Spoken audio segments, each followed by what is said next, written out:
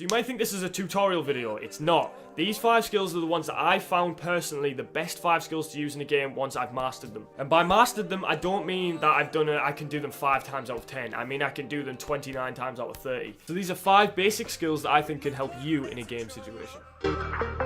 So this is one of the most basic skills you'll ever come across in football, which is just the feint or the drop the shoulder, whatever you want to call it. Basically, use your body to use emphasis and exaggeration on the ball to get away from that defender that might be pressing you or really tight to you. I don't think I need to go into any more detail on that.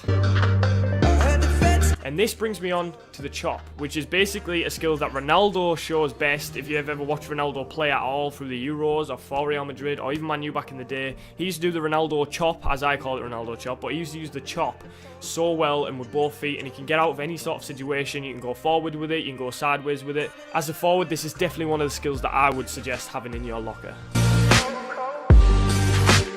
Now this brings me on to one of the most popular skills you'll ever hear about, which is the step over. You can do it with your right, your left, you can do it with both feet. For now I'm just going to show you one foot here. It's basically like the feint, just with stepping your foot around the ball, which makes the defender think you're going to pass it to that direction or step that direction, and then in fact you go the other way.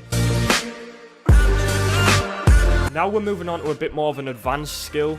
I think once you master this, it can be one of the best skills ever to use in a game, and this is definitely a skill that comes to my brain first. Now I call it the flip-flop, which you guys might find quite weird. But like I say, this is one of the skills that I use the most. I love this skill. It's just one of them that comes to my brain first, I guess, when I'm on the pitch, like I said. This is definitely the skill that I use the most on the pitch. I think, obviously, there'll be more advanced tricks that I use as well, but only in certain situations for different scenarios. But yes, master this one, boys. It's one of the best skills to use, honestly. It's not the CEO.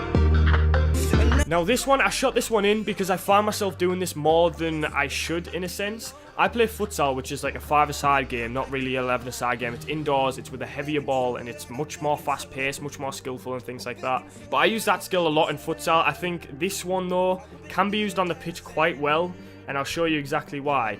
When you do that roll over, once you do the roll with the front foot, so normally it's your strongest foot, so my right foot, I roll over my right foot, which makes the defender think, alright, he's going to that direction, which would be his right-hand side. So he steps his foot out to the right, as you can see right now, and then you flick your left foot very, very cheekily through the back, and it'll meg them quite often. Like, you won't believe how often it will work. I actually did it in the video that I uploaded 2 days ago, and I'll show that clip right now. Oh, no!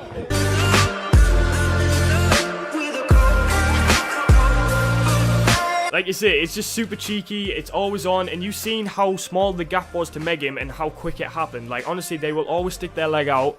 Only top defenders won't notice what you're doing. And if you do this more than once a game, they might click onto it and they might try and stop the meg from happening, which then you can use other combinations and practice more skills. But yeah, I hope these 5 skills here helped you lots. I think like these are one of the best skills that you can use, and I think one of the most basic as well. They might not look basic at first, but if you just practice and put hours in, you can definitely master them, and you can definitely start producing them in games and training situations. If you guys want to see more videos like this or more advanced versions, I think I've used more skills than I can remember in games and stuff like that. So if you actually want to see that and you want to see more advanced sort of, like, I guess they're not really tutorials, they're just sort of showing you guys and you can practice them. If you want to know how to do them, I guess slow-mo the video down, or I can start telling you guys how to do these. But yeah, it's been your boy Mikey. I'll catch you boys tomorrow. Peace out.